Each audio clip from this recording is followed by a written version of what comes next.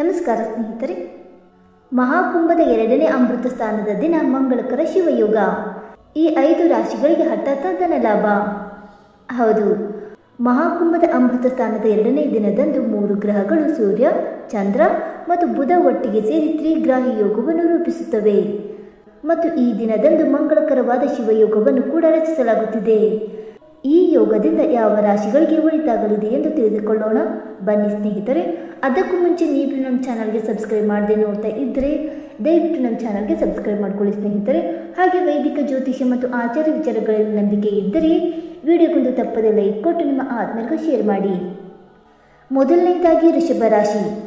ಶಿವಯೋಗದ ಪ್ರಭಾವದಿಂದ ನಿಮ್ಮ ಜೀವನದಲ್ಲಿ ಸಕಾರಾತ್ಮಕ ಬದಲಾವಣೆಗಳು ಕಂಡುಬರುತ್ತವೆ.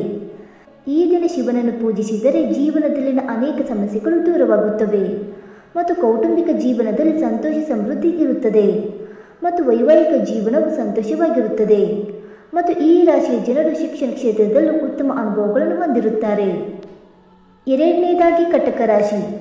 ಶಿವನ ನೆಚ್ಚಿನ ರಾಶಿಗಳಲ್ಲಿ ಒಂದಾದ ಕಟಕ ರಾಶಿಯ ಜನರು ಶಿವಯೋಗದಿಂದ ಜ್ಞಾನವನ್ನು ಪಡೆಯುತ್ತಾರೆ ಮತ್ತು ಮಾನಸಿಕವಾಗಿ ನಿಮ್ಮಲ್ಲಿ ಉತ್ತಮ ಬದಲಾವಣೆಗಳನ್ನು ಕೂಡ ಕಾಣಬಹುದು.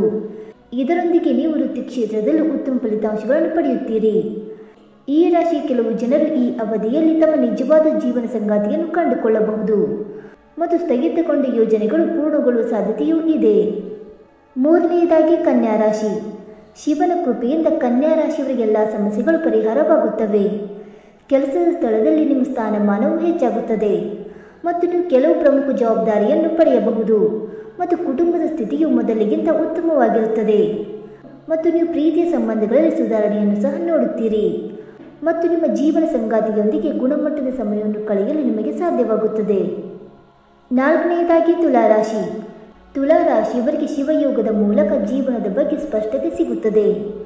ನೀವು ಭೂಮಿ ಖರೀದಿಸಿ ಕಟ್ಟಡ ನಿರ್ಮಿಸುವ ಆಲೋಚನೆಯಲ್ಲಿದ್ದರೆ ಶಿವನ ಕೃಪೆಯಿಂದ ನೀವು ಉತ್ತಮ ವ್ಯವಹಾರವನ್ನು ಪಡೆಯಬಹುದು ಮತ್ತು ನೀವು ತಾಯಿಯೊಂದಿಗಿನ ನಿಮ್ಮ ಸಂಬಂಧವು ಸುಧಾರಿಸುತ್ತದೆ. ಅವರ ಆರೋಗ್ಯವು ಕೆಟ್ಟದಾಗಿದ್ದರೆ ಅದು ಕೂಡ ಉತ್ತಮವಾಗಬಹುದು ಮತ್ತು ಈ ರಾಶಿಯವರಿಗೆ ಆಧ್ಯಾತ್ಮಿಕತೆಗೆ ಒಲವು ಹೆಚ್ಚಾಗುತ್ತದೆ. ಇನ್ನು 5ನೇದಾಗಿ ಕುಂಭರಾಶಿ.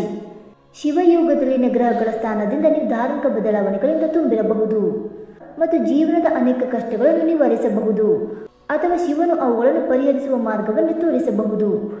ಈ ಸಮಯದಲ್ಲಿ ನಿಮ್ಮಲ್ಲಿ ಉತ್ತಮ ಬದಲಾವಣೆಗಳನ್ನು ತರಲು ಸಹ ನೀವು ಪ್ರಯತ್ನಿಸುತ್ತೀರಿ. ಈ ಸಮಯ ಆರ್ಥಿಕವಾಗಿ ಉತ್ತಮವಾಗಿರುತ್ತದೆ ಮತ್ತು ನಿಮ್ಮ ಸಂಗ್ರಹವಾದ ಸಂಪತ್ತು ಕೂಡ ಹೆಚ್ಚಾಗಬಹುದು. ಸ್ನೇಹಿತರೆ, ಈ ಮಾಹಿತಿ ನಿಮಗೆ ಇಷ್ಟವಾಯಿತಾ? ಇಷ್ಟವಾಗಿದ್ದರೆ ವಿಡಿಯೋಗೊಂದು ಲೈಕ್ ಮಾಡಿ, ಶೇರ್ ಮಾಡಿ. ಹಾಗೆ ನಿಮ್ಮ ಅನಿಸಿಕೆ ಮತ್ತು ಅಭಿಪ್ರಾಯಗಳನ್ನು ತಪ್ಪದೆ ಕಮೆಂಟ್ ಮೂಲಕ ತಿಳಿಸಿ ಸ್ನೇಹಿತರೆ. ವಿಡಿಯೋ ನೋಡಿದ್ದಕ್ಕಾಗಿ ಧನ್ಯವಾದಗಳು. Thank you so much.